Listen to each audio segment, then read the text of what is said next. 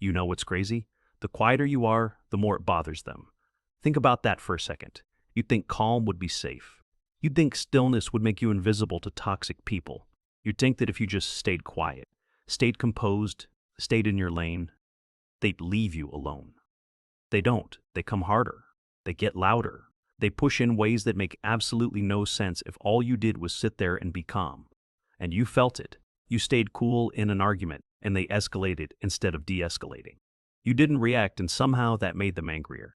You carried yourself with a certain steadiness and felt someone, somewhere, decide they didn't like you for it. And you wondered, what did I do? Here's the answer. You threatened them, without saying a word, without raising your voice, without doing a single thing except refusing to shrink. Quiet confidence is not passive. To a toxic person, quiet confidence is the most dangerous thing in the room. And once you understand exactly why it threatens them so completely, you will never second-guess your stillness again. Most people think the way to deal with toxic people is to get louder, stronger, more aggressive. Wrong. That's their game, and they're better at it than you.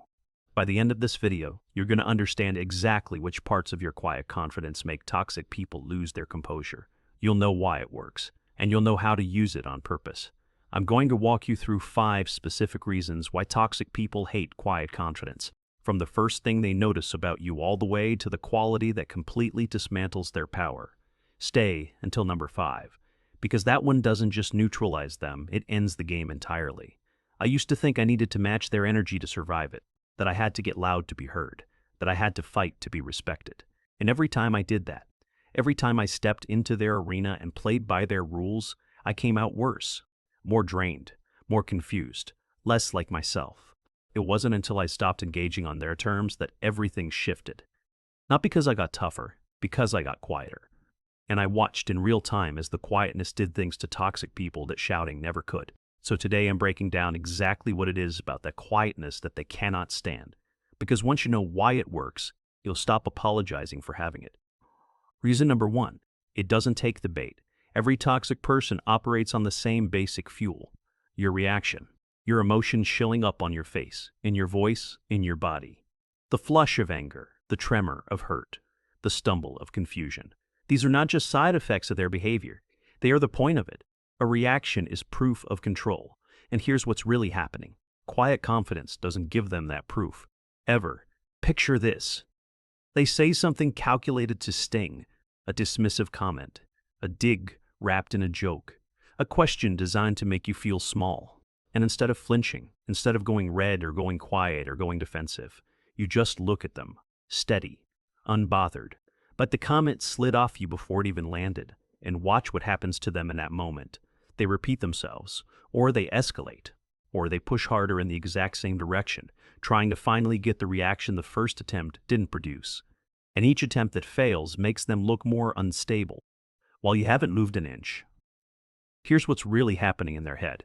A toxic person without a reaction is a puppeteer whose strings don't connect. They're pulling and nothing is moving.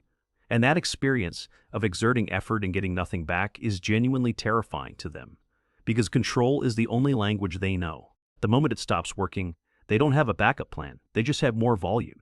So what do you do in those moments? You give them nothing. Literally nothing. No expression change. No defensive words. You look at them, let 2 full seconds pass, and say exactly this. Okay. 1 word. Flat. Calm. And then you move on. Because okay gives them nothing to grab. It acknowledges the sound they made without assigning it any power. And a toxic person standing in the silence after okay is a toxic person with absolutely nothing to work with.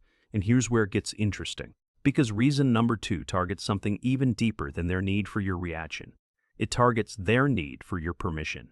Reason number 2, it doesn't ask permission. Toxic people position themselves as the authority in your life. The person whose approval determines whether your decisions are valid, whether your feelings are proportionate, whether your choices are reasonable. And it works. For a long time it works. Because most people carry some level of doubt about themselves. And into that doubt, a toxic person slides their judgment like a key into a lock. But quiet confidence doesn't have that door. And that is infuriating to them. Picture this. You make a decision, something about your own life, your own time, your own future, and you announce it. Not ask about it, not float it as a trial balloon, not preface it with, I know this might sound crazy, but you just state it calmly, without the usual qualifiers, without the apology in front of it. And they pause, because there's nothing to respond to except the decision itself. There's no uncertainty for them to magnify, no self-doubt for them to inhabit, no gap for their opinion to fill. And they feel the absence of that gap viscerally, because that gap was where they lived. Here's what's really happening in their head. Your need for their approval was their real estate. It was the space in you that they owned. And a person who no longer needs their approval has just evicted them from the only property they had. Quietly, without argument, without even acknowledging that they were ever there. That is devastating to a toxic person. Not because they care about you, because they care about access to you. And quiet confidence closes the door they were walking through every time you doubted yourself. So what do you say? When they offer their unsolicited opinion on your decision, when they question it, challenge it, suggest you haven't thought it through.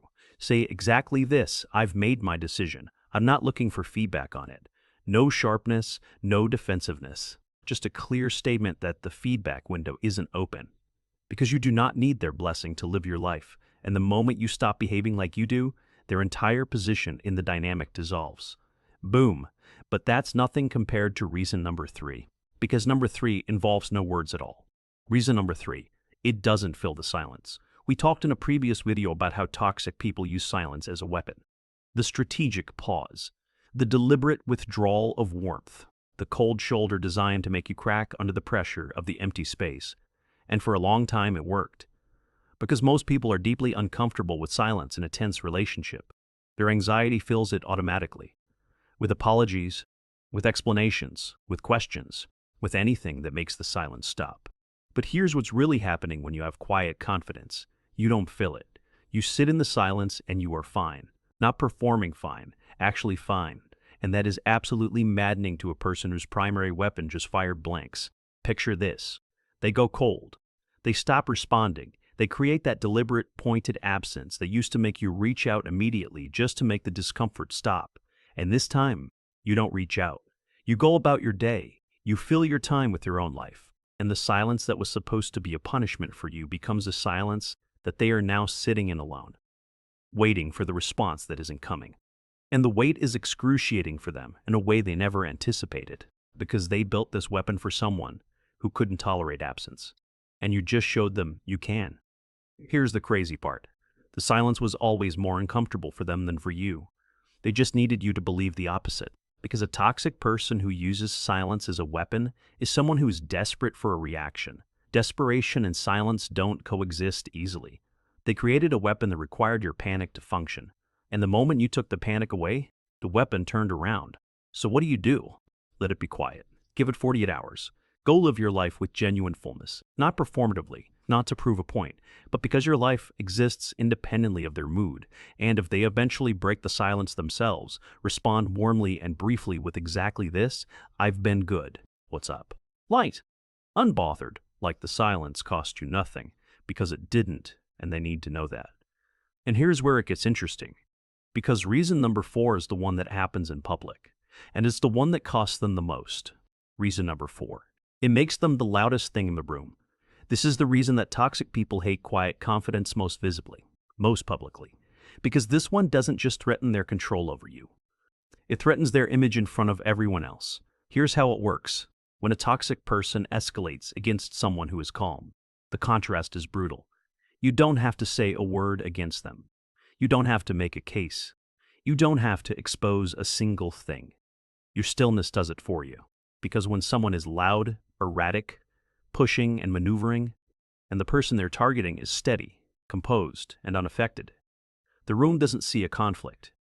The room sees one person behaving badly, and it's not you. Picture this. You're in a group setting. They try to take a dig at you publicly, or they push back on something you said with more force than the moment warranted, or they try to undermine you in front of people whose opinions matter, and you don't snap back. You don't get defensive. You don't go red. You simply look at them with complete composure and respond with something measured and clean, and the room feels it. that specific discomfort of watching someone overextend against a person who wasn't fighting back. Suddenly they look unhinged and you look untouchable, and that is the one outcome they cannot recover from. Here's what's really happening in their head. Quiet confidence is a mirror, and toxic people cannot survive their own reflection. When they look at you and see someone unbothered, something unbearable happens. They see what they look like by comparison: loud, reactive, needy, small. And they hate you for holding that mirror without ever lifting a finger to do it, because you didn't do anything. You were just calm.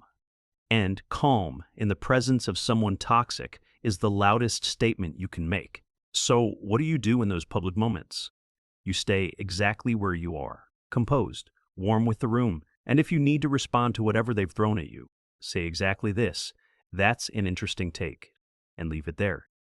3 words that say everything by saying almost nothing, because "that's an interesting take" doesn't validate them, doesn't attack them, and doesn't give the room anything to grab onto. But it does leave them standing in the aftermath of their own escalation, with absolutely nowhere to go. But wait until you hear reason number 5, because this one doesn't just disarm a move, it removes the entire reason they're standing in front of you. Reason number 5. It doesn't need to win. This is the one. This is the quality of quiet confidence that toxic people truly cannot process. Because everything in a toxic person's world is a competition. Every conversation is a territory dispute. Every argument is a fight for dominance. Every interaction has a winner and a loser. And they have always been the winner, because they will do anything, say anything, deny anything, manufacture anything, to make sure they come out on top. But quiet confidence doesn't play that game. Not because it's weak, because it doesn't need the trophy. And here's what's really happening. An opponent who doesn't need to win is an opponent you cannot defeat, because your entire strategy depends on their desire to beat you.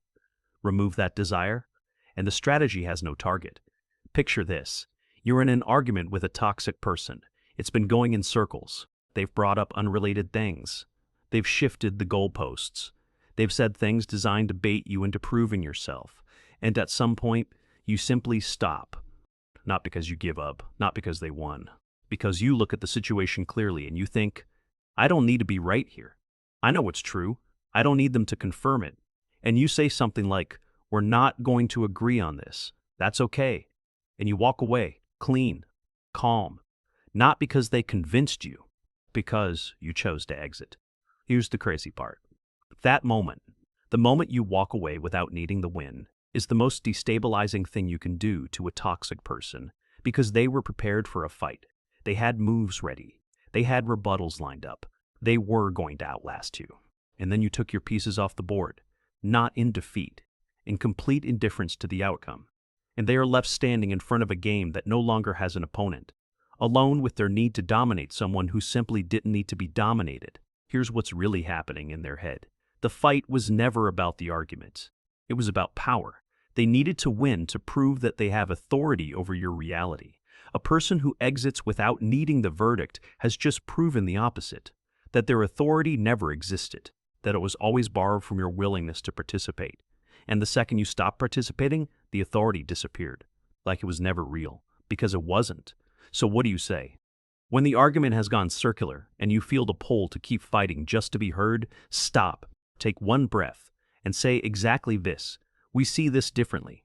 I'm done going in circles. Then leave the conversation, physically if possible, digitally if it's on a screen. No dramatic exit, no parting shot, just a clean, final, unbothered withdrawal. Because the game can only continue if you stay on the field. And the moment you walk off, the scoreboard goes blank, and they're left alone with a win that meant nothing because you weren't there to lose it. Here's what nobody tells you about why toxic people hate quiet confidence. It's not personal. It is not about you specifically. It's about what you represent. A person with quiet confidence represents the one thing a toxic person cannot manufacture, cannot steal, and cannot survive being around for too long. Proof. Proof that it is possible to move through the world without needing to control it. Proof that a person can be powerful without being loud. Proof that respect doesn't have to be demanded, it can simply be occupied. Like a posture, like a temperature, like a decision made quietly and held without announcement. And every time they look at you and see that, they see everything they don't have, and will never have, not because they're incapable of it, but because getting it requires doing the one thing they've always refused to do. Look honestly at themselves. Here's the plot twist. Every time a toxic person has targeted your composure, questioned your stillness, tried to pull you into the noise, they were doing you a favor. They were identifying your most powerful quality and confirming through their own panic that it works. You were never too quiet. You were never too quiet. You were never too calm. You were exactly the right amount of all of those things. And they hated you for it because they needed you to be less. And you just kept being more. You don't need to get louder. You don't need to get hotter. You don't need to get harder. You just need to get stiller. Toxic people don't fear your anger. They fear the version of you that has nothing left to prove. Pick one of these 5 reasons. Just one. The one that made something click for you. Practice it this week, not as a performance, as a decision. Then come back and tell me in the comments, which of these 5 qualities of quiet confidence do you find hardest to hold on to, and which one are you working on right now? I read every single comment, and your answer might be exactly what someone else needs to hear today. If this video gave you a reason to stop second-guessing your calm, hit that subscribe button, one click. That's all I'm asking. And at the end of next week's video, I'll be giving a shout out to one subscriber. Could be you. Go show them who you really are. Quietly. That's more than enough. You've got this.